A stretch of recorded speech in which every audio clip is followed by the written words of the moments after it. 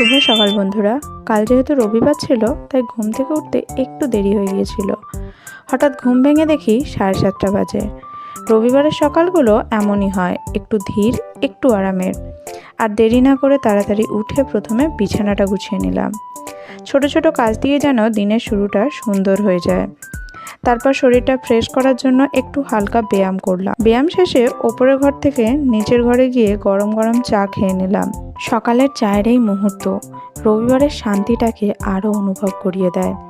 চা খাওয়ার পর আবার ওপরে এসে পড়তে বসলাম।